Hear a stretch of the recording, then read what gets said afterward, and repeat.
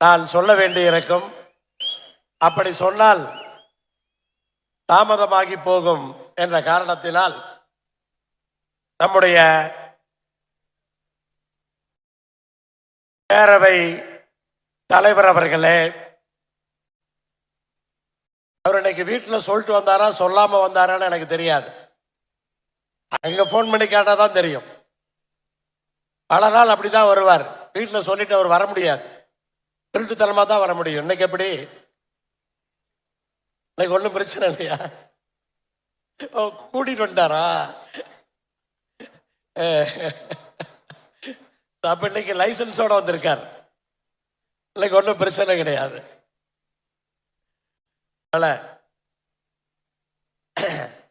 இந்த நிகழ்ச்சியிலே கலந்து கொண்டு நம்மோடு நம்முடைய தலைவர் கோவை செழியன் இல்லை என்கிற அந்த குறையை நிறைவேற்றி இருக்கின்ற என் அன்பு தம்பி செம்பியன் அவர்களே,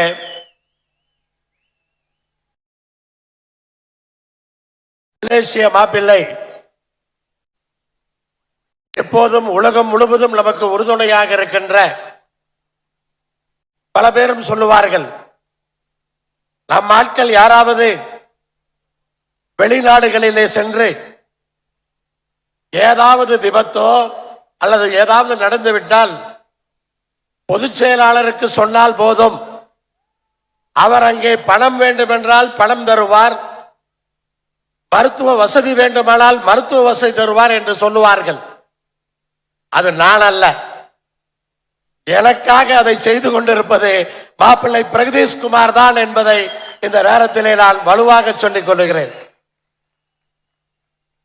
இதுவரைக்கும் எந்த மாநாட்டிலும் தவறாமல் நம்முடைய மாப்பிள்ளை பிரகதீஷ் அவர்கள் கலந்து கொண்டிருக்கிறார்.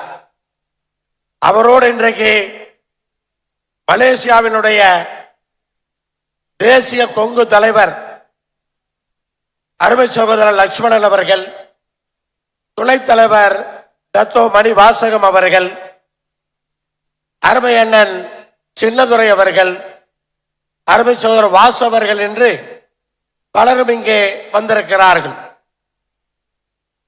அதே போல இந்த நிகழ்விலே எனக்கு இன்னொரு மகிழ்ச்சியான விஷயம்,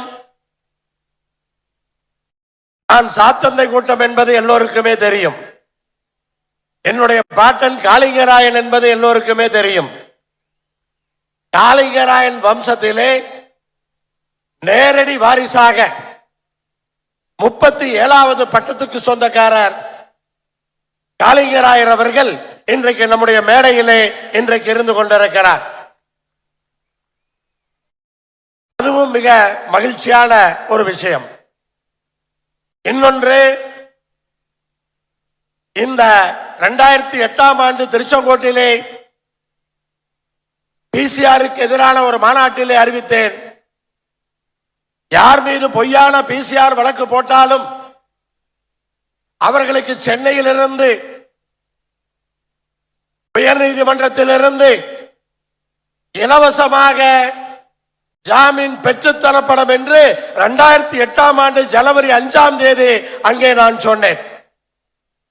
அன்றைய தினத்திலிருந்து இந்த கொங்கு நாட்டு மக்கள் மீது பொய் பிசிஆர் போடப்படும் போதெல்லாம் பலரும் நினைத்துக் கொண்டிருக்கிறார்கள், இது பொதுச் செயலாளர் சென்னையிலிருந்து இதை செய்கிறார் என்று.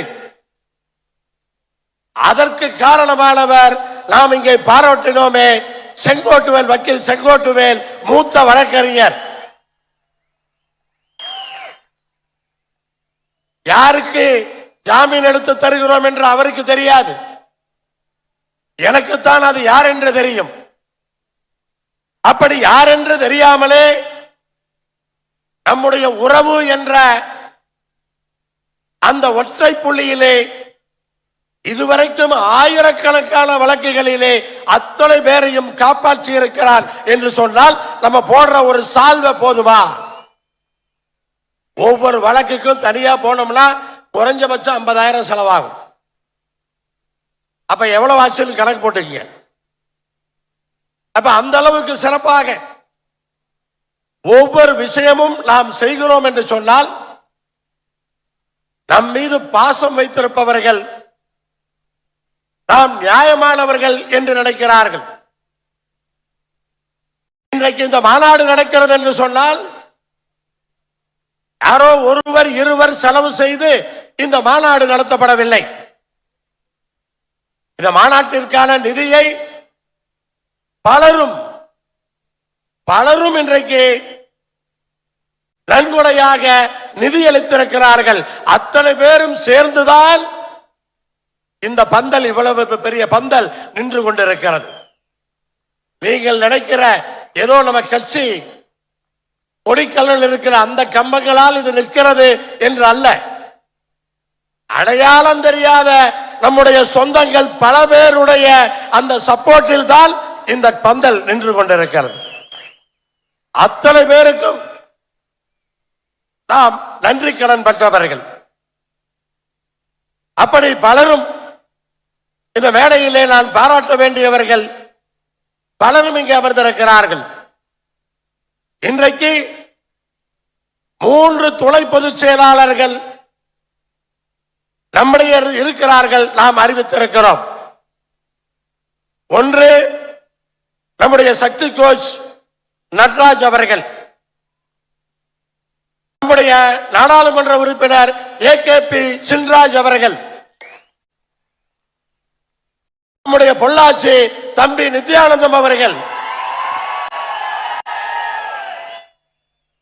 இந்த 3 பேருக்கும் நான் என்னுடைய பணிகளை பிரித்து கொடுத்திருக்கின்றேன். அப்படி பிரித்து அவர்கள் செயல்பட வேண்டும். இந்த மாநாட்டிற்கு பிறகு அந்த பொறுப்புகளிலே தீவிரமாக அவர்கள் செயல்படுவார்கள். அதே போல என்றைக்கு நான் இந்த கொங்கு மண்ணிற்கு கொங்கு வேளாளர் கவுண்டர்கள் பேரவையினுடைய பொதுச் செயலாளராக களமிறங்கினோ அன்றைக்கிலிருந்து இன்றைக்கு வரை எதற்காக, ஏன், என்ன லாபம் என்றெல்லாம் பார்க்காமல் நான் எங்கு போனாலும் என்னோடு எந்த இடத்திலும் நான் தைரியமாக ஒரு இடத்திலே களமிறங்குகிறேன் என்று சொன்னால் அங்கே என்னோடு தம்பி இளைஞரணி செயலாளர் சூரியமூர்த்தி இருக்கிறார் என்று அர்த்தம்.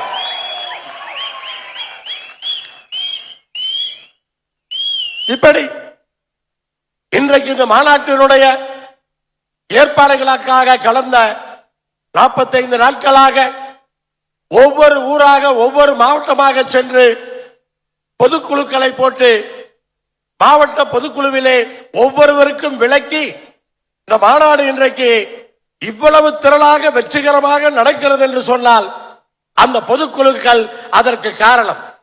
அத்தனை மாவட்ட செயலாளர்களும் அந்த ஏற்பாடுகளை செய்திருந்தார்கள். அன்றைக்கு என்னோடு இன்றைக்கு ஓடி ஓடி ஓடி ஓடி இந்த மேடையினுடைய நிகழ்ச்சிகளை அரங்கேற்றிக் கொண்டிருக்கின்ற நம்முடைய தலைமை நிலைய செயலாளர் சுரேஷ் பொன்னுவேல் அவர்களை கண்டிப்பாக நாம் நினைத்து பார்க்க வேண்டும். இப்படி ஒவ்வொருவராக நாம் சொல்லிக்கொண்டே செல்லலாம். மாநாட்டு குழுவை பொறுத்தவரை நம்முடைய நாடாளுமன்ற உறுப்பினர் அவர்கள் ஒவ்வொரு குழுவுக்கும் இங்கே நன்றி சொல்லி இருக்கிறார். அதே போல இந்த நிகழ்ச்சியை அவர் சொல்லாததை மட்டும் நான் சொல்லுகின்றேன். இந்த நிகழ்ச்சியை காலையிலிருந்து நம்முடைய 2 பெண் சகோதரிகளோடு ஒருங்கிணைத்து அரங்கேற்றிக் கொண்டிருக்கின்ற தம்பி SR குமார் அவர்களுக்கும் என்னுடைய பாராட்டுகளை தெரிவித்துக் கொள்ளுகின்றேன். அதே போல இந்த மாநாட்டினுடைய சிறப்பு என்பது 16,000 பேர் பெண்கள் வள்ளிக்கும்மி நடத்துவது உலக சாதனை, கின்னஸ் ரெக்கார்டு செய்வது ஒரு பெரிய சாதனை. மாண்புமிகு அமைச்சர் மா சுப்பிரமணியம் அவர்களும் என்னிடத்தில் அதைத்தான் கேட்டார், கின்னஸா அப்படின்னார். ஆனால் இன்றைக்கு உலக சாதனை என்று சொன்னால் ஏதாவது ஒரு பேர்ல பண்ணுவாங்க.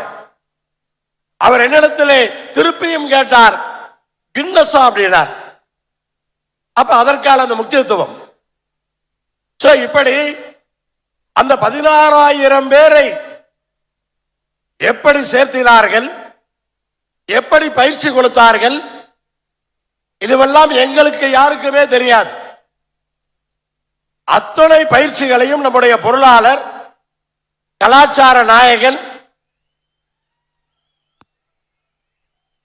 சத்திய திலகம் ஏற்பாடுகளை செய்து இந்த மேடைக்கு கூட வர முடியாத ஒரு சூழலிலே அந்த ஏற்பாடுகளை பார்த்து கொண்டிருக்கிறார். அப்படி ஒவ்வொருவரும் ஒவ்வொரு பொறுப்பை எல்லோருமே எடுத்துக்கொண்டு மிகச்சிறப்பாக அப்படி ஒவ்வொரு குழுவாக நான் சொல்லிக்கொண்டே செல்லலாம். அப்படி உணவு குழுவிலிருந்து தம்பி விளம்பர குழு பிரபாகரன், மலரை சென்ற மாநாட்டிலே மலர் தாமதமாகிவிட்டது என்று ஒரு பயம் இருந்தது. இன்றைக்கு அந்த மலரை கொண்டு வந்து மலர் இன்றைக்கு வெளியிட்டிருக்கிறார். இப்படி ஒவ்வொரு குழுவும் இன்றைக்கு சிறப்பாக பணியாற்றி இருக்கிறார்கள் என்பதை இந்த நேரத்தில் நான் சிறப்பாக சொல்லும் பொழுது, வீரன் படையை பொறுத்தவரை பல முறை சொன்னாலும் பல நேரங்களிலே சென்ற வாரம் ஞாயிற்றுக்கிழமையே தீரன் படையினுடைய கூட்டம் இங்கே நடந்தது. அன்றைக்கே நான் சொன்னேன், நாங்கள் பந்தலை அலங்காரமாக போட்டு விடுவோம், மேடையை அலங்காரமாக போட்டு விடுவோம், சாப்பாட்டை சரியாக கொடுத்து விடுவோம், ஆனால் ஒழுக்கமாக இந்த மாநாடு நடக்க வேண்டும் என்று சொன்னால் அதற்கு தீரன் படைதான் பொறுப்பு என்று சொன்னேன். நன்றாக நடந்தாலும் தீரன் படைதான் பொறுப்பு, தவறு நடந்தாலும் அவர்கள் தான் பொறுப்பு. அப்படித்தான் அன்றைக்கு சொன்னேன். ஆனால் இன்றைக்கு காலையிலிருந்து இந்த மாநாட்டை இவ்வளவு ஒழுக்கமாக சிறப்பாக நடத்தி கொடுத்திருக்கிறீர்கள். அந்த தீரன் படை அத்தனை பேருக்கும் இந்த என்னுடைய வணக்கத்தையும் நன்றியும் தெரிவித்துக் கொள்கிறேன். மாநாடு என்றால் சாப்பாடு கிடைக்காது, இல்ல சாப்பாடு டேஸ்ட் இருக்காது, சாப்பாட்டு பந்தல்ல உள்ளே போக முடியாது. அப்படி இல்லாமல் இந்த மாநாட்டிலே இன்னும் சாப்பிட போயிட்டே இருக்காங்க, இன்னும் வந்துகிட்டே இருக்காங்க. அப்படி இன்றைக்கு யாருக்குமே எந்த பிரச்சனையும் இல்லாமல் உணவு குழு காடை பாலு தலைமையிலே மிகச்சிறப்பாக இயங்கி இருக்கிறார்கள். அத்தனை பேருக்கும் உணவளித்திருக்கிறார்கள். அந்த குழுவை சார்ந்த அனைவருக்கும் இந்த நேரத்திலே என்னுடைய நன்றியை தெரிவித்துக் கொள்கிறேன். இன்னுமே மாவட்டங்களிலிருந்து வண்டிகள் வந்து கொண்டிருக்கிறது. இப்படி தாமதமாக இப்ப கூட வந்து கொண்டிருக்கிற அந்த மாவட்டத்தினுடைய மாவட்ட செயலாளர்களுக்கு நான் நன்றி தெரிவித்துக் கொள்கிறேன். என்ன காரணம் என்னவென்று சொன்னால், இங்க இடம் கிடையாது. நேரமே வந்திருந்தாங்கன்னா இங்க எல்லாத்துக்கும் இடம் கிடையாது. அதை புரிந்து கொண்ட சில மாவட்ட செயலாளர்கள் அவர்கள் மாவட்டத்திலிருந்து தாமதமாக வாகனங்கள் வந்து கொண்டிருக்கிறது, இன்னுமே வந்து கொண்டிருக்கிறார்கள், சென்று கொண்டிருக்கிறார்கள். ஆனால் இது எப்ப முடியும் என்று எனக்கு தெரியாது. ஆனால் இப்படி எல்லோருடைய ஒத்துழைப்போடும் இன்றைக்கு இந்த மாநாடு மிகச்சிறப்பாக நடந்து கொண்டிருக்கிறது. இந்த மாநாட்டிலே கலந்து கொண்டிருக்கிற உரையாற்றி இருக்கின்ற மேடையில் இருக்கிற அனைத்து மாநில பொறுப்பாளர்களுக்கும், அனைத்து மாவட்ட செயலாளர்களுக்கும், அனைத்து ஆட்சி மன்ற குழு உறுப்பினர்களுக்கும், அனைத்து ஒன்றிய செயலாளர்களுக்கும், அனைத்து ஊராட்சி செயலாளர்களுக்கும் என்னுடைய வணக்கத்தை சொல்லும் பொழுது, மகளிர் அணிக்கு என்னுடைய சிறப்பான வணக்கத்தை நான் சொல்லித்தான் ஆக வேண்டும். ஏனென்றால் சரிசமமாக திருச்செங்கோட்டிலே அர்த்தநாரீஸ்வரர் அருள் பாலிக்கிறார். நான் அந்த தொகுதியினுடைய சட்டமன்ற உறுப்பினராக இருக்கிறேன். அப்படிப்பட்ட தொகுதியினுடைய சட்டமன்ற உறுப்பினர் நடத்துகின்ற இந்த மாநாட்டிலே மகளிர் புரிந்து கொண்டு சரிபாதியாக இந்த பக்கம் பூரா பெண்கள், இந்த பக்கம் பூரா ஆண்கள், முழுசா இன்னும் அப்படியே இருக்காங்க. என்ன வேணாலும் யார் வேணாலும் எப்ப வேணாலும் போட்டோ எடுத்துக்கலாம், எப்படி வேணாலும் பார்த்துக்கலாம். நான் ஏதோ அவங்களை தூக்கி பேசணுங்கிறதுக்காக சொல்லல. அப்படி அந்த நம்பிக்கையோடு கொங்கு மாநாடா அந்த மரியாதையோடு நடக்கும் என்ற அந்த நம்பிக்கையோடு இந்த மாநாட்டிலே கலந்து கொண்டிருக்கிற அத்துணை மகளிருக்கும் என்னுடைய வணக்கத்தை இந்த நேரத்திலே சொல்லிக் கொள்கிறேன். எல்லாரும் வணக்கம் சொல்லுங்க, அப்பதான சத்தம் தெரியும். மகளிரை பற்றி பேசும் பொழுது இந்த பெருந்துறையிலே முன்னுதாரணமாக 4 நாட்களுக்கு முன்னால் நான் ஈரோட்டிலிருந்து மாநாட்டு திடலுக்கு வரும் பொழுது திடீரென தெற்கு மாவட்டத்தினுடைய செயலாளர் சாமிநாதன் அவர்கள் வரவேற்புரை நிகழ்த்தினாரே.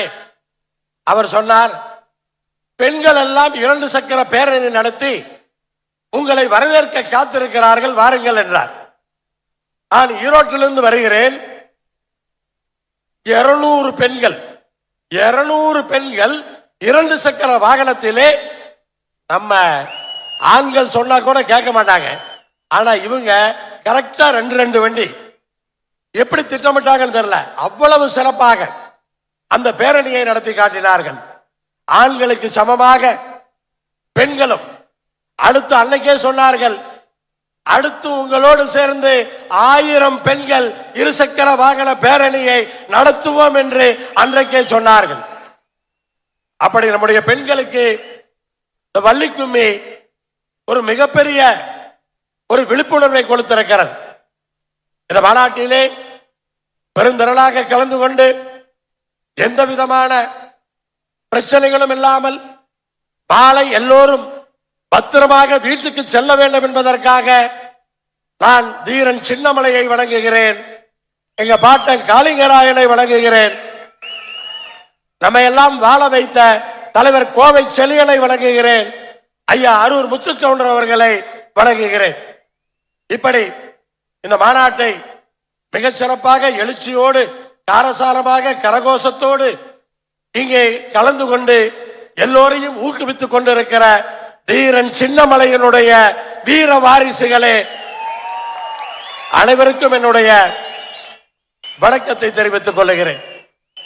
நேற்று காலையிலே கொங்கு சுடரோடு ஆரம்பித்த இந்த மாநாடு இன்றைக்கு காலையிலே வேள்வியோடு நம்முடைய சுமங்கலி பூஜையோடு சிறப்பாக நடந்திருக்கிறது. முடிந்தவரை நம்முடைய மாநாட்டு பொருளாளர் ஈஸ்வரமூர்த்தி அவர்கள் எனக்கு முன்னரே நன்றி சொல்ல வேண்டும் என்று முந்திக்கொண்டு எல்லோருக்கும் நன்றி சொல்லி இருக்கிறார். யாராவது விட்டிருந்தால் கூட நான் சொன்னதாக எடுத்துக்கொள்ளுங்கள் என்று கடைசியாக மன்னிப்பும் கேட்டிருக்கிறார். அப்படி இன்றைக்கு அத்தனை பேருக்கும் இந்த நேரத்திலே என்னுடைய வணக்கத்தை தெரிவித்துக் கொள்ளுகிறேன். நம்முடைய பொறுப்பாளர்கள் இந்த மாநாட்டிலே பல முக்கியமான விஷயங்களை எல்லாம் பேசியிருக்கிறார்கள். கொங்கு நாட்டினுடைய அத்தனை கோரிக்கைகளையும் அத்தனை பிரச்சனைகளையும் இந்த மேடையிலே ஒவ்வொருவராக பேசியிருக்கிறார்கள். அத்தனையும் முக்கியத்துவம் வாய்ந்தது என்பதை மட்டும் நாம் தெளிவாக புரிந்து கொள்ள வேண்டும். அதே மாதிரி நம்ம ஒன்றும் இந்த நாட்டை ஆண்டவங்க கிடையாது, இந்த நாட்டை ஆள்றவங்க கிடையாது, சினிமாக்காரங்க கிடையாது, நம்ம கையில ஈடு கிடையாது, நம்ம கையில இன்கம் டாக்ஸ் கிடையாது, நம்ம கையில சிபிஐ கிடையாது. இப்படி எதுவுமே இல்லாமல் ஒரு அன்புக்கும் பாசத்துக்கும் இவ்வளவு கூட்டம் இங்கே நாம் கூடியிருக்கிறோம் என்று சொன்னால் இந்த பாசத்திற்கு இணை வேறு எதுவுமே கிடையாது என்பதுதான் உண்மை. எவ்வளவு அவமானங்கள், எவ்வளவு விமர்சனங்கள் யூடியூப்ல, பேஸ்புக்ல, வாட்ஸ்அப்ல எவ்வளவு விஷயங்கள் நமக்கு எதிராக. அதையெல்லாம் பார்க்கும் பொழுது மனவேதனை வருமா வராதா என்று யாராவது கேட்கலாம். அவற்றையெல்லாம் பார்க்கும் பொழுது மனவேதனை வராமல் இருக்குமா? மனவேதனை வரும்.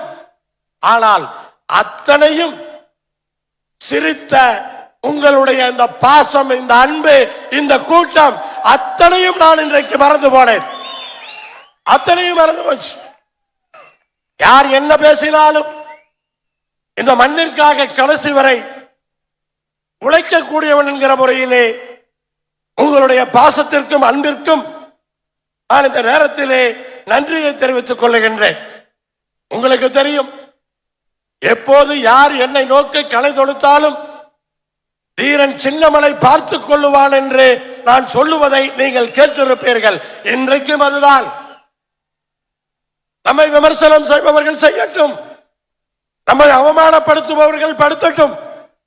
அதையெல்லாம் தீரன் சின்னமலை கண்டிப்பாக பார்த்துக் கொள்ளுவார் என்ற நம்பிக்கை எனக்கு முழுமையாக இருக்கிறது. நீங்களும் அதைத்தான் எடுத்துக்கொள்ள வேண்டும். இன்றைக்கு இந்த மேடையிலே நம்முடைய செம்பியன் சிவகுமார் அவர்கள் எப்படி சங்கங்களிலிருந்து பேரவை தோன்றியது, பேரவையிலிருந்து எப்படி கட்சி தோன்றியது என்றெல்லாம் விளக்கமாக சொன்னார். உண்மைதான். நம்முடைய தலைவர் கோவை செழியன் தலைமையிலே இந்த கொங்கு மண்டலம் ஒற்றுமைப்பட்டு நம்மை பிற்படுத்தப்பட்டோர் பட்டியலிலே சேர்த்தாமல் இருந்தால் இவ்வளவு டாக்டர்கள் உருவாயிருக்க முடியுமா? இவ்வளவு என்ஜினியர்கள் உருவாயிருக்க முடியுமா? இவ்வளவு IAS அதிகாரிகள் இந்த மண்ணிலிருந்து உருவாயிருக்க முடியுமா? யோசித்து பார்க்க வேண்டும். ஆனால் அதே நேரத்திலே எத்தனை பேர் அரசு வேலைக்கு சென்றிருப்பார்கள். அதுவெல்லாம் நீ பேக்வேர்டுங்கிற ஒரு கிளாஸ்ல இருக்கிறதுனாலதான் என்பது உனக்கு தெரிய வேண்டும். ஆனால் நீ நினைச்சுக்கிற நம்ம பேக்வேர்டு கிளாஸ்ல இருக்கிறோம், அதனால நமக்கு காலேஜில் சீட்டு கிடைச்சது, நம்ம பேக்வேர்டு கிளாஸ்ல இருக்கிறோம் அதனால அரசு வேலை கிடைச்சது. அந்த பேக்வேர்டு கிளாஸ் எப்படா வந்தது? அது தெரியுமா உனக்கு? அந்த பேக்வேர்டு கிளாஸ்ல தலைவர் செழியன் தலைமை, கோவை செழியன் தலைமையில இதை செய்யாம இருந்திருந்தா நீ இன்ன வரைக்கும் ஃபார்வர்ட்ல இருந்திருப்ப. ஒருத்த வேலைக்கு போயிருக்க மாட்டேன். இன்னைக்கு அமெரிக்காவுக்கு போயிருப்பியா? இன்னைக்கு ஐரோப்பிய நாடுகளுக்கு போயிருப்பியா? கை நிறைய டாலர் உன்னால சம்பாதிக்க முடியுமா? சம்பாதிக்கிற அத்தனை பேர்த்தையும் கேட்கிறேன். உனக்கெல்லாம் சம்பாதிப்பதற்கு அந்த வழிவகுத்தது கொங்கு வேளாள கவுண்டர்கள் பேரவை என்பதை எப்போதுமே ஞாபகத்தில் கொள்ள வேண்டும். ஏதோ இது அரசாங்கம் கொடுத்தது அல்ல. அன்றைக்கு தலைவர் கோவை செழியன் அவர்கள் தனக்கு அரசியல் அங்கீகாரத்தை பெற்றிருந்தார். நாம் இன்றைக்கு நம்முடைய இயக்கத்திற்கு அரசியல் அங்கீகாரத்தை பெற்றிருக்கிறோம். ஆனால் அன்றைக்கு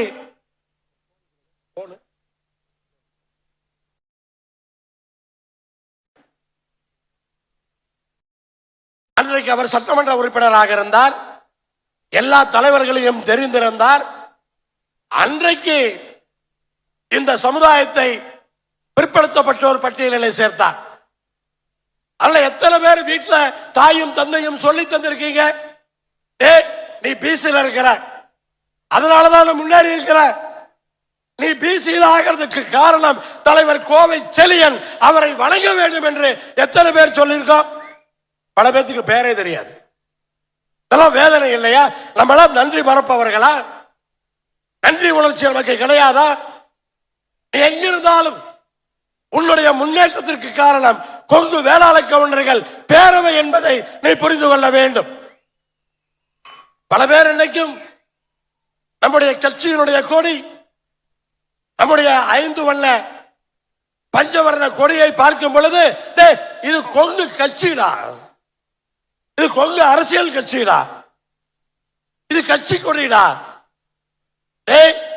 இது கொங்கு மண்ணினுடைய இனத்தினுடைய அடையாளம் என்பதை புரிந்து கொள். இது கட்சியினுடைய கொள்கை அல்ல. அது மனசுல வேணும். அத்தனை பேருக்கு அது மனசுல வேணும். அந்த கொடி, நானும் எம்பி மற்றும் நேர்மையானவர்கள் அல்ல, அந்த கொடியும் நேர்மையான கொடி என்பதை புரிந்து கொள்.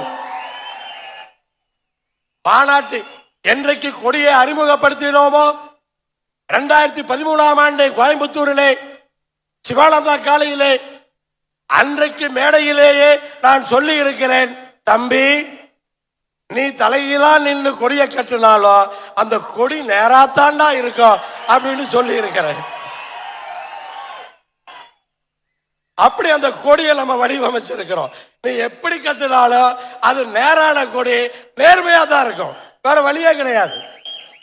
அப்படிதான் நம்மை பொறுத்தவரை நாம் நேர்மையாக இருக்க வேண்டும். அதே மாதிரி தம்பி சூரியமூர்த்தி சொன்ன மாதிரி என்ன சொன்னாங்க, இன்னைக்கு ஒரு எம்பி ஒரு எம்எல்ஏ சட்டமன்றத்துக்கும் பாராளுமன்றத்துக்கும் போய் ஒரு எம்எல்ஏ கிளிப்பானான்னு கேட்டாங்க. டேய் கிளிக்கிறமா இல்லையா? இப்ப கிளிக்கிறமா இல்லையா?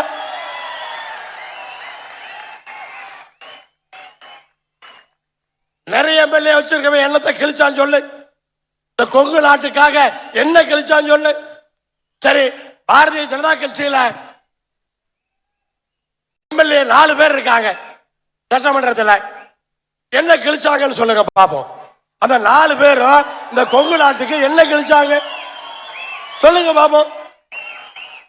இப்படி எவ்வளவுதான் எப்படி கேவலப்படுத்தலாம் என்று கேவலப்படுத்தி இருக்கிறார்கள். எனக்கு அதாவது ஒரு ஈஸ்வரனோட ஒரு எம்எல்ஏ நின்றக்கூடாது. கொங்கு நாடு முழுவதும் பல ஈஸ்வரன் உண்டாக வேண்டும், அதுதான் நம்முடைய கொள்கை. அதே போல பல சின்ராஜுகள் உருவாக வேண்டும். நான் தம்பி சூரியமூர்த்தி இடத்திலே, நித்யானந்த இடத்திலே பல நேரங்களிலே சொல்லுவது உண்டு. தம்பி, அந்த சட்டமன்றத்துக்கு ஃபைல் தூக்கிட்டு நான் தனியா போறப்ப நான் படுற வேதனைக்கு அந்த வருத்தத்துக்கு அளவே கிடையாது. ஆனா என் பின்னாடி என் தம்பிகள் 10 பேர் புடைசூழ அந்த சட்டமன்றத்துக்கு நான் போனேன்னா அது எப்படி இருக்கும்? ஒரு ஆளா சட்டமன்றத்தை கலக்கிறவே 10 பேர் போயிருந்தா என்ன பண்ணிருப்போம்? அதை யோசிச்சு பார்க்கணும். அதை இந்த கொங்கு நாட்டு மக்கள் அதை புரிந்து கொள்ள வேண்டும் என்றுதான் இந்த நேரத்திலே நான் சொல்லி, பல பேர் இன்னைக்கு இந்த தேர்தலில் போட்டியிடுறதுக்கே பயம். நான் தோக்காத தோல்வியா? நான் தோக்காத தோல்வியா? எத்தனை முறை என்ன பலிகளாக்கி தோக்க வச்சிருப்பீங்க. இப்ப நீ தேர்தல் நிக்கிறதுக்கு பயப்படுறியா? நீ தேர்தல் நிக்கிறதுக்கு யோசிக்கிறியா? பாரு, தைரியமா அடி எடுத்து வையே. ஒன்னா தோப்போம், இல்லைன்னா ஜெயிப்போம். செத்தா போயிருவோம், செத்தா போயிருவோம். தேர்தல் எல்லாம் வெற்றி தோல்வி தானடா, அதுல என்ன இருக்கு?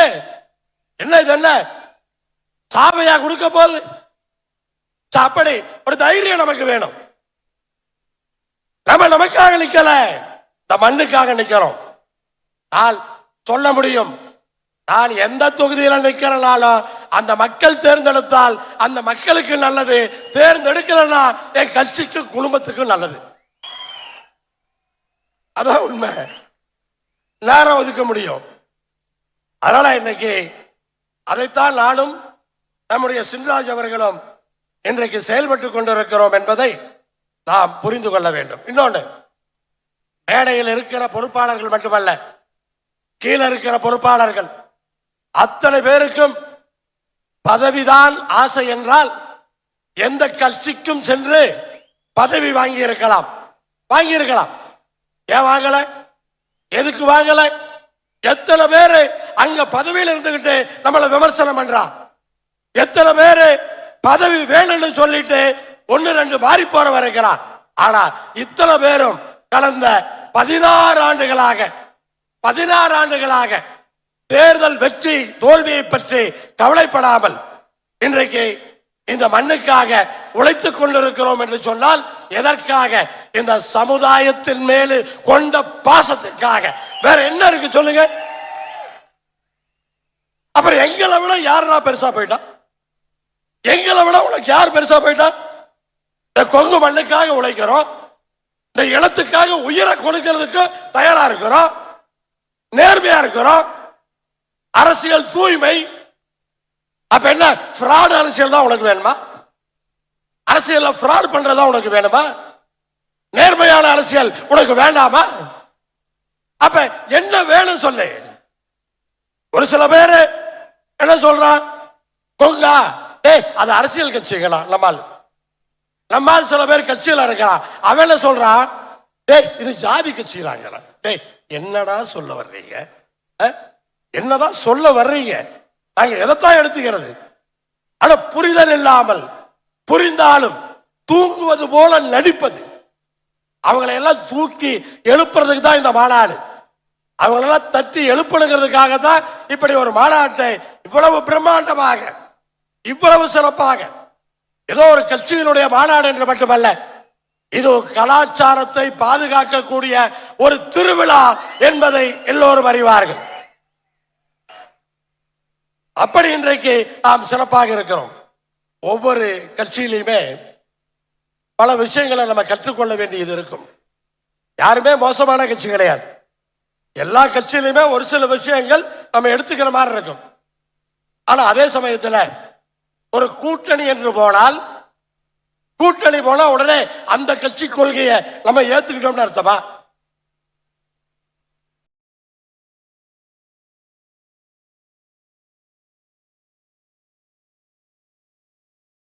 கூட்டணின்னு போயிட்டோம்னா அந்த கட்சி கொள்கையை நம்ம ஏத்துக்கிட்டோம்னு அர்த்தமா? ஒண்ணு மட்டும் புரிஞ்சுக்கணும், கூட்டணி போனோம்னு சொன்னா அந்த கட்சி கொள்கையை நம்ம ஏத்துக்க முடியாது. அது நம்ம தெளிவா இருக்கணும். நம்ம கொள்கையில் தான் நமக்கணும், அடுத்த கட்சி கொள்கையை நம்ம ஏத்துக்க கூடாது. ஆனா நம்ம நினைப்பில் என்ன தவறு என்றால், கூட்டணிக்கு வர்ற கட்சி நம்ம கட்சி கொள்கையை ஏத்துக்கணும்னு நினைக்கிறோம். அது எப்படி முடியும்? அவன் கொள்கையை நம்ம ஏத்துக்க மாட்டோம், ஆனா நம்ம கொள்கையை அவன் ஏத்துக்கணுமா? நம்ம கட்சிக்கு என்ன கொள்கை இருக்கோ அது எப்படி அவன் ஏத்துக்குவான்? திமுக அப்படி பண்ணிருச்சு, காங்கிரஸ் இப்படி பண்ணிருச்சு, அது அவன் கொள்கை, அவனோட கொள்கை. அது நம்ம கொள்கையை அவனை ஏத்துக்கணும் எப்படி சொல்ல முடியும்? ஆனா தேர்தலை பொறுத்தவரை, கூட்டணியை பொறுத்தவரை அந்தந்த சூழல்களிலே தலைமையில் இருப்பவர்கள் பேசி முடிவெடுக்கக்கூடிய ஒரு விஷயம். ஒரு சிலருக்கு பிடித்திருக்கலாம், ஒரு பெண்ணை எல்லாமே இந்த கட்சியில செய்யற அத்தனையுமே எனக்கு பிடிச்சு பண்றேனா, அத்தனையுமே நான் விரும்பி தான் பண்றேனா? என்னுடைய சுய விருப்பம் என்பது எந்த விதமான முடிவிலும் இருக்காது. பெருவாரியாக எதை சொல்லுகிறீர்களோ அதைத்தான் இதுவரை நான் செயல்படுத்தி இருக்கிறேன், அப்படித்தான் செய்திருக்கிறேன். பொதுமக்கள், அதாவது அரசியல்வாதிகள் மட்டும் விழிப்புணர்வோட பொறுப்புணர்வோடு இருந்தா போதாது, பொதுமக்களும் பொறுப்புணர்வோடு இருக்க வேண்டும் என்பது நான் மட்டுமல்ல, நம்முடைய நாடாளுமன்ற உறுப்பினரும் பல இடங்களிலே அதை பேசி வருகிறார். நம்ம ஊர்ல ஒரு ரோடு போடுறாங்க, நம்ம ஊர்ல ஒரு டிரைனேஜ் கட்டுறாங்க, அது மோசமா இருந்ததுன்னு சொன்னா பார்த்துட்டு கலந்து போலாமா? ஒரு வீடியோ எடு, ஒரு போட்டோ எடு, எனக்கு அனுப்பு, எம்பிக்கு அனுப்பு, அடுத்த நாள் அதுக்கு நடவடிக்கை உண்டு. யாரோ அன்னைக்கு கோயம்புத்தூர்ல இருந்து சாலை மோசமா இருக்குன்னு எம்பிக்கு ஒரு மெசேஜ் போட்டாங்க. உடனே ஹைவேஸ்ல கூப்பிட்டு 2 நாள்ல எங்கெல்லாம் ரோடு மோசமா இருக்கோ அங்கெல்லாம் கோயம்புத்தூர் வரைக்கும் போட்டாங்க. மக்களுக்கு தெரியுமா? ஒரே ஒரு வாட்ஸ்அப், அந்த வேலை நடந்துருச்சு. அப்ப பொதுமக்கள் ஒரு பொறுப்புணர்வுகளாக கண்டிப்பா இருக்கணும். அதே மாதிரி இன்னைக்கு இருக்கிற அரசியல் என்பது சாக்கடை தான், அதுல மாற்று கருத்து கிடையாது. சாக்கடை தான். அது உங்களுக்கு என்ன நினைப்பு இருக்கிறதோ அதே நினைப்பு தான் எனக்கும். ஆனால் சாக்கடை நாறுகிறது என்று பக்கத்திலே போகாமல் இருந்தோம் என்று சொன்னால் நாற்றம் அதிகமாக அடிக்கும். நாம் தூய்மையானவர்கள். இன்றைக்கு 5 ஆண்டுகளாக சின்ராஜ் எம்பியாக இருக்கிறார், நான் இப்போது 3 ஆண்டுகளாக எம்எல்ஏவாக இருக்கிறேன். நம்ம தூய்மையா இருக்கிறோமே, நேர்மையா இருக்கிறோமே, எவன் எப்படி இருந்தாலும் நமக்கு என்ன? நம்ம நேர்மையா தானே இருக்கிறோம், இருக்க முடியும். அரசியலிலே தூய்மையாக இருப்பவர்கள் தூய்மையாக இருக்க முடியும், அதையும் புரிந்து கொள்ள வேண்டும். அரசியல் சாக்கடை என்று சொன்னாலும் கூட கண்டிப்பா நான் சொல்றப்ப சொன்னேன், கட்சி அதாவது இன்னைக்கு ஓகே, திமுக தலைவரோட மனைவி கோயிலுக்கு போறாங்க. சேலத்தில் திமுக மாநாடு போட்டப்ப பூஜை பண்ணாங்க. பண்ணுனா ஏத்துக்கிட்டு போக வேண்டியதானே? ஏன் பண்ணலான்னு என்ன கேள்வி? ஏன் பண்ணலன்னு ஒரு கேள்வி, பண்ணுனா ஏன் பண்ணாங்கன்னு ஒரு கேள்வி. நம்ம கொள்கையை அவங்க ஏத்துக்கிட்டாங்கன்னு மகிழ்ச்சியா போக வேண்டியதானே? அதுல எதுக்கு விமர்சனம்? இதெல்லாம் விமர்சனம் பண்ணி நம்ம குரூப்புகள்ல ஷேர் பண்ணி அப்படியெல்லாம் ஒரு மன உளைச்சலை ஏற்படுத்துகிற ஒரு விஷயம். பார்த்தீங்கன்னு சொன்னா விவசாயம் என்ன மோசமா இருக்குன்னு எல்லாத்துக்குமே தெரியும். ஆனா விவசாயம்ங்கிறதே வியர்வை வடித்து சாகுபடி செய்து வயிற்றுக்கு உணவிடுபவன் விவசாயி. அதுதான் இதுதான். அப்படி அடுத்தவங்களுக்கு உணவிடுறாங்கன்னு சொல்லி இங்க பேசும்போது கூட சொன்னாங்க. அப்படிப்பட்ட விவசாயி இன்னைக்கு மகிழ்ச்சியா இருக்கானா அப்படின்னு கேட்டா இல்லை. பல்வேறு கோரிக்கைகள் நம்முடைய பேரவை தலைவரும் இங்கே சொல்லி சென்றிருக்கிறார்கள். அதுல ஒரே ஒரு விஷயத்தை மட்டும் நான் சொல்லி செல்லுகிறேன். அதாவது விவசாயிகளுடைய வருமானம் இரட்டிப்பாக வேண்டும் என்பது அனைத்து அரசாங்கங்களுடைய கொள்கை. விவசாயிகளுடைய வருமானம் இரட்டிப்பாக வேண்டும் என்று சொன்னால் கல் இறக்குவதற்கு அனுமதி வேண்டும். கல் இறக்க அனுமதி கொடுத்தால்தான் விவசாயிகளுடைய வருமானம் இரட்டிப்பாகும். சும்மா சொன்னா போதுமா?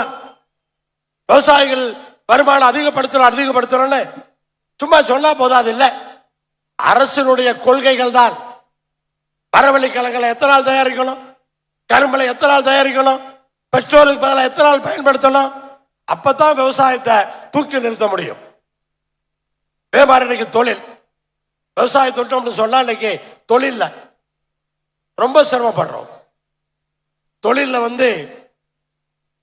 கொங்கு நாட்டில் இருக்கிற அத்தனை தொழிலும் இன்னைக்கு மோசமா இருக்கு. ஜவுளி தொழிலா இருந்தாலும் சரி, லாரி தொழிலா இருந்தாலும் சரி, ரிக்கா இருந்தாலும் சரி, கோவையை சுற்றி இருக்கிற இன்ஜினியரிங் தொழிலா இருந்தாலும் சரி, அல்லது கோழிப்பண்ணையா இருந்தாலும் சரி, எல்லா தொழிலுமே மோசமா இருக்கு. யாருமே தங்களுடைய வாரிசை அந்த தொழிலே ஈடுபடுத்த விரும்பவில்லை. அதான் இன்னைக்கு உள்ள நிலைமை. அப்படிப்பட்ட நிலைமையிலே இன்றைக்கு தொழிலை பாதுகாப்பதற்காக பல்வேறு விஷயங்களை செய்யணும். ஜவுளி தொழில் அழிதுன்னு சொன்னா கண்டிப்பா அரசினுடைய கொள்கை தான் காரணம். ஒன்றிய அரசினுடைய கொள்கை தான் காரணம். இங்க ஒருத்தர், அதாவது எல்லாரும் சொல்லுவாங்க, திருவிளையாடல்ல நாகே சொல்லுவார்,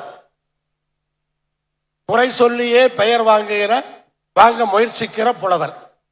குறை சொல்லியே பெயர் வாங்குற முயற்சி செய்கிற புலவர் ஒருத்தர் இப்ப தமிழ்நாட்டில் அரசியல்வாதியா மாறி இருக்கார்.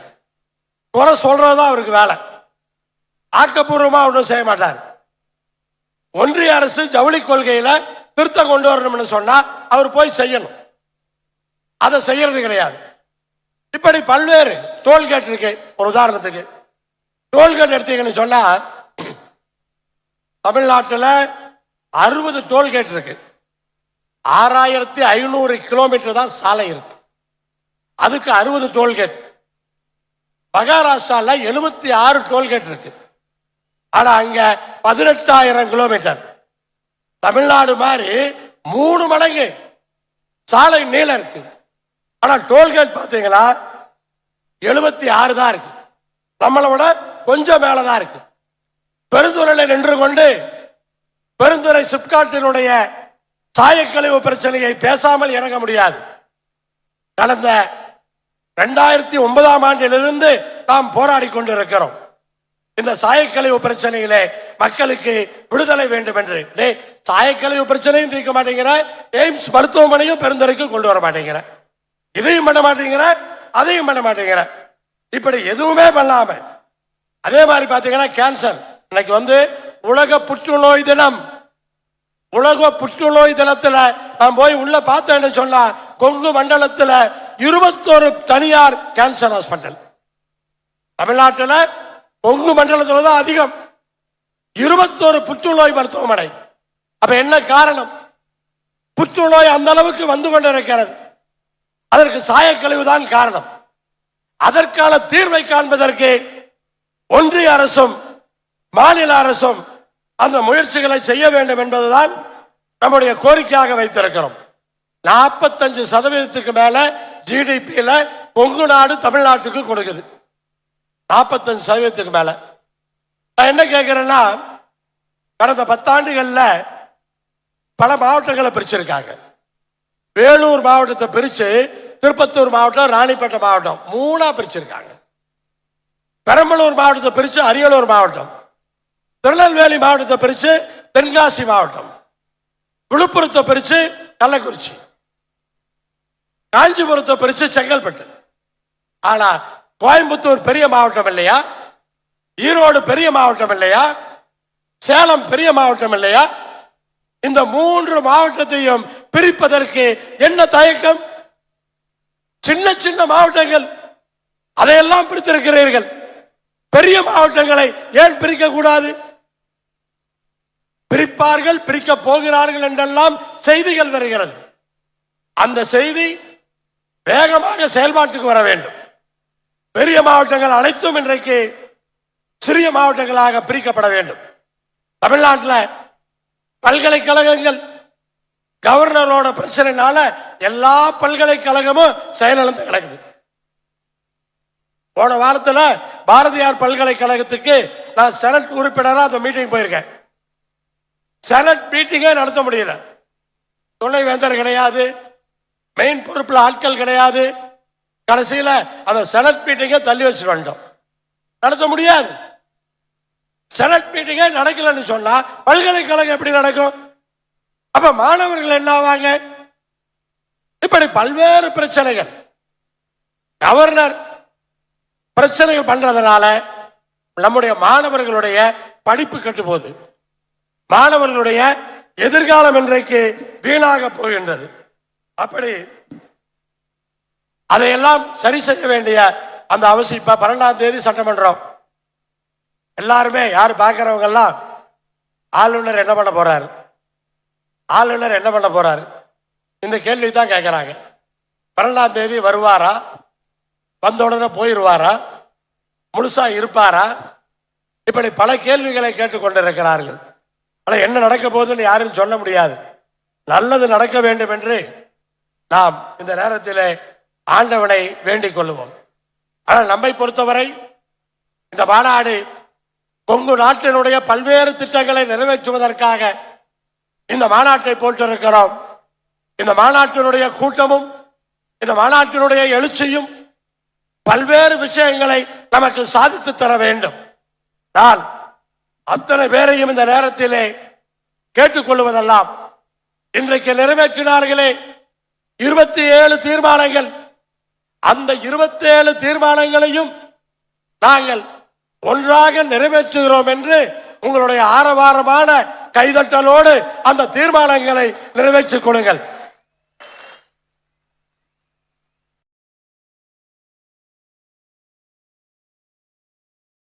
பள்ளிக்கும்மியை பொறுத்த வரைக்கும் 10,000 பேரை வச்சு உலக சாதனை நிகழ்த்தலாம் என்று முடிவெடுத்து அறிவிப்பு செய்தோம்.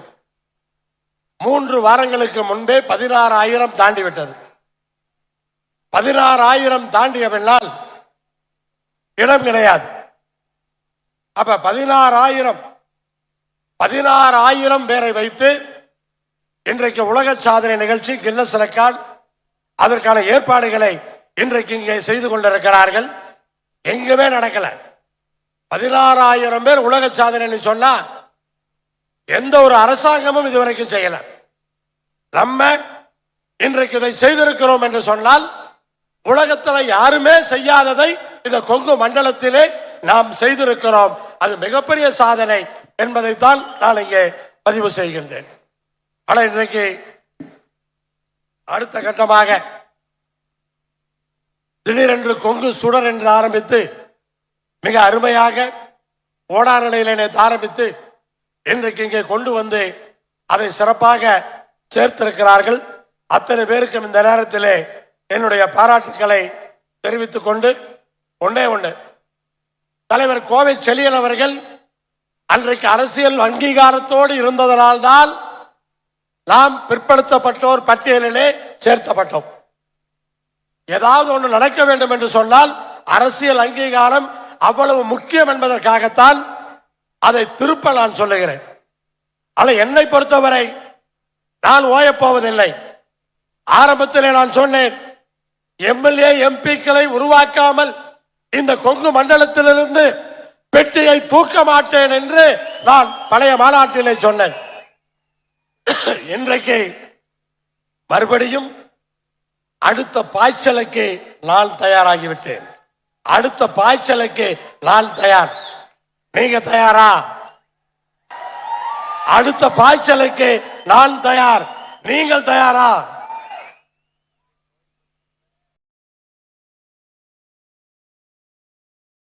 அதே போல குலதெய்வ கோயில்கள்,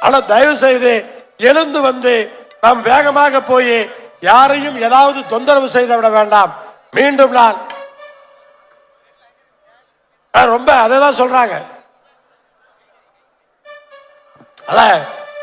அதாவது கடைசியாக சொல்ல வேண்டிய இருவர் நன்றி சொல்ல வேண்டியவர்கள் இருக்கிறார்கள். கடந்த அதாவது மாநாட்டினுடைய கடலுக்கான அந்த வேலைகளை செய்தவர்கள் அத்தனை பேருக்கும் நம்முடைய தம்பி ஈஸ்வரமூர்த்தி அவர்கள் நன்றி தெரிவித்திருக்கிறார். காவல்துறை கடந்த 15 நாட்களாக நமக்கு ஒத்துழைப்பு கொடுத்து முழுசாக நமக்கு ஒத்துழைப்பு கொடுத்து காவல்துறை நமக்கு ஒத்துழைப்பு கொடுத்திருக்கிறார்கள். எந்த விதமான சங்கடமும் இல்லாமல் இந்த மாநாட்டை நிகழ்த்துவதற்கு உதவியாக இருந்திருக்கிறார்கள். அனைவரின் சார்பாக காவல்துறை அதிகாரிகள் அத்தனை பேருக்கும் நான் இந்த நேரத்தில் நன்றியை தெரிவித்துக் கொள்ளுகின்றேன். அதே போல பத்திரிகையாளர்கள் நம்முடைய செய்திகளை உலகம் முழுதும் கொண்டு போய் சேர்த்து கொண்டே இருக்கிறார்கள். அப்படி சேர்த்து கொண்டிருக்கிற அத்துணை பத்திரிகையாளர்களுக்கும் ஊடகத்தை சார்ந்த அத்தனை பேர், தொலைக்காட்சி, பத்திரிகை, பேப்பர் என்ற அத்தனை பேருக்குமே இந்த நேரத்தில் கொங்கு நாடு மக்கள் தேசிய கட்சியின் சார்பாக நன்றியை தெரிவித்துக் கொள்கிறேன். நன்றி, நன்றி, நன்றி. அதே போல இந்த இடம் இப்படி ஒரு இடம் இருக்கிறது என்று யாருக்குமே தெரியாது. இதான் முதல் முறையாக நாம் இங்கே மாநாடு நடத்துகிறோம். அண்ணன் அமைச்சர் அவர்கள் கூட ஏதோ எந்த இடம் என்று தெரியாமல் பேசிவிட்டாரோ என்று நினைக்கிறேன். அவர் முதல்ல திமுக இங்க போட்ட மாதிரி பேசிட்டாரு. இந்த இடத்துல இதுவரைக்கும் எந்த மாநாடும் போட்டது கிடையாது. அதனால இது விஜயபுரி அம்மன் கோயிலுக்கு சொந்தமான இடம். விஜயபுரி அம்மன் கோவிலினுடைய அந்த அறங்காவலர் குழு தலைவர் மற்றும் அறங்காவலர்கள் எங்கு நாம் பூஜை போட்டோமோ பூஜைக்கே வந்திருந்தார்கள். பூஜையிலிருந்து இன்றைக்கு வரை நம்மோடு முழுமையாக ஒத்துழைப்பு கொடுத்து நம்மோடு பணியாற்றி கொண்டிருக்கிறார்கள். அவர்கள் அத்தனை பேருக்கும் இந்த நேரத்தில் நான் நெஞ்சார்ந்த நன்றியை தெரிவித்துக் கொள்கிறேன். நன்றி, வணக்கம். மாநாட்டு குழு சார்பாக நமது பொதுச் செயலாளர் ER ஈஸ்வரன் அவர்களுக்கு பொக்கே வழங்கப்படுகிறது.